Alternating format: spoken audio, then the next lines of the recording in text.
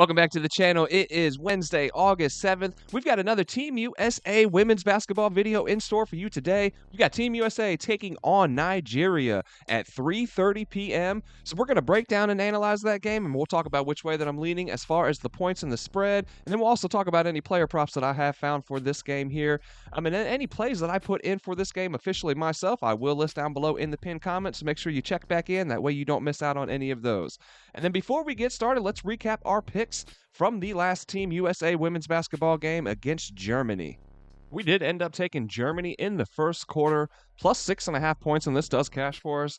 We took Germany's first half team total over 34.5, and this looked good at first, but then they came out in that second quarter just flat. And we've seen this throughout these Team USA games so far. It's like they come out a little slow in the first quarter. Teams are hanging around.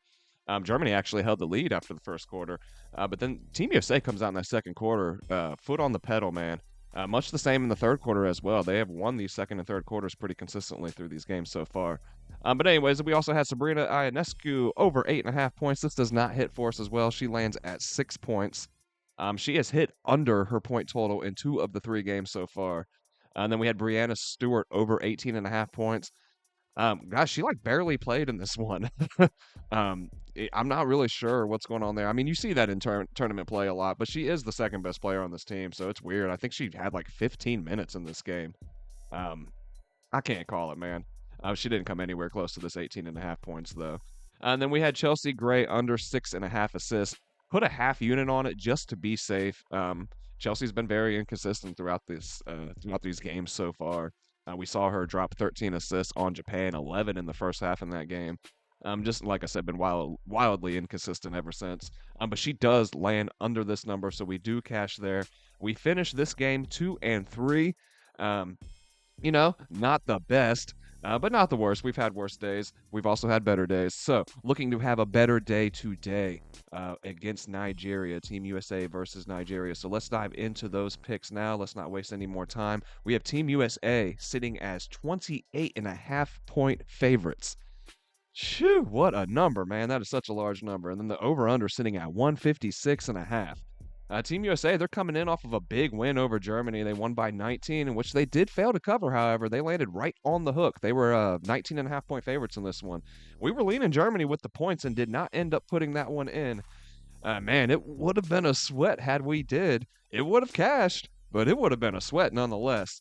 They did dominate Germany in every aspect of the game, however, overcoming a slow start. Like I said, they were trailing after one in that one, but they eventually did end up beating them in every single statistical category from top to bottom. Nigeria comes into this one. They're here after a 13-point upset win over Australia to open up the games. They were 24.5 point dogs in that one. They followed that up with a 21-point defeat at the hands of France, who has been considered the second best team in these games. And then they followed that up with a 9-point win as 6-point dogs over Canada, who was really just reeling. Canada has been one of the biggest disappointments in these games so far. All of this to become the first African team to advance in the knockout round in Olympic history. That's female or male. So, good stuff, man. That's really impressive. I like to see that. Nigeria, they use a full court press to generate turnovers and get out in transition, leading all teams in steals throughout group play. And they forced a total of 69 turnovers through 3 games. That's 23 per game on average. Kalu and Okonkwo, they're both shooting above 40% from deep. Nigeria's strength through these games so far has been defense and then perimeter shooting. Their weakness? Rebounding, which isn't a good look, man, right? Going up against Team USA. They were crushed on the boards against Canada. They lost the battle to Australia, and then they just barely beat out France on the glass. Team USA is well equipped to take advantage of this, as rebounding has been their biggest strength through these games so far. They out-rebounded Germany by 10, out-rebounded Belgium by 20, and out-rebounded Japan by 29.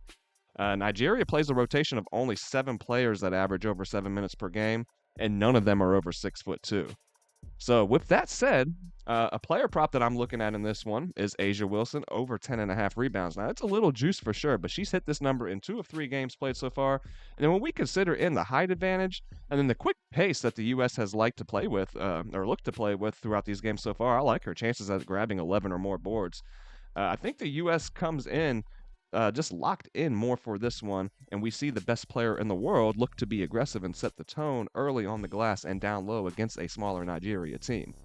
Team USA has started slow in each of the 3 games so far. They failed to cover in 2 of the 3 first quarters of action. They led Japan by 7, but they trailed Germany by 3, and they were tied with Belgium after 1. Like I said, though, I feel like we see a better effort initially from the U.S. here in the first knockout game, as it's real now, right? It's win or go home. So part of their early struggles as well have been attributed to a lack of chemistry, but even that's fading away with each game that we play, right? It's crazy to think that they've looked this good, winning by sizable margins while struggling with turnovers at times, um, and then just poor outside shooting. Imagining what they could look like on a hot shooting night, or even by game 6 for the gold if they make it there. And that's the tiniest if that was ever spoken. They're going to make it there. But just like, envisioning what this team can be by that point with the chemistry that they have after 5 games of play. Whew, man. I mean, like I said, they've looked pretty nasty at times, and they're struggling to shoot the ball, and they're struggling with turnovers. They've struggled with chemistry. We get any of these things in check, man, we're talking 30, 40 point blowouts with ease, right? But look, they're gonna win this game, right? The question is just by how much. I'm leaning USA with the points, but I like them early the most here. Give me Team USA in the first half, laying the 15.5. While a backdoor cover isn't as likely with the talent disparity between these two teams, I still think it's worth trying to avoid with a line having us need 28 to 29 points to cover, right? What if they're up 30 and then they start to sit players and take their foot off the pedal and then they win this one by 26? Me personally, I don't want to get caught in that scenario, so I'm going to look towards the first half in this one. Just play it safe. I think they put the foot to the pedal here, and I can see them going into halftime with a sizable lead. So that's where I'm going to put my money in this one as far as a spread.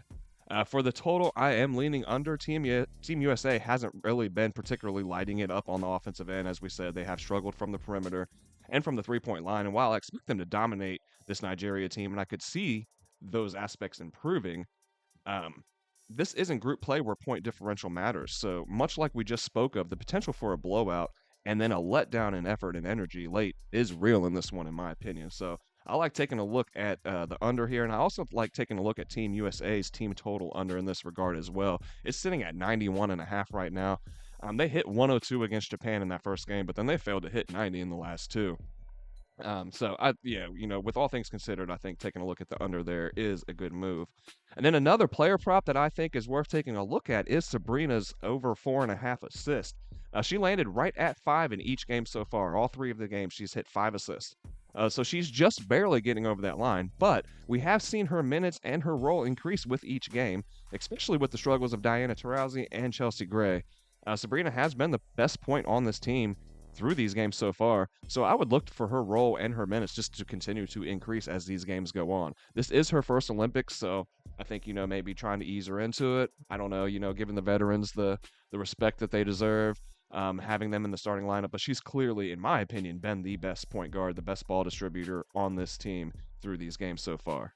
So guys, that's just about going to wrap it up. If you made it this far in the video, please hit 8 down below in the comments. Type 8 in there, man. Let me know that you've been here for these full 8 minutes. Guys, I hope you guys enjoyed the content today. If you did, if you found it helpful or useful in any kind of way, please do not forget to smash that like button down below and hit subscribe if you haven't already. That way you don't miss out on any of the content that we're dropping daily. Guys, 3:30 p.m. tip-off time. We are almost there.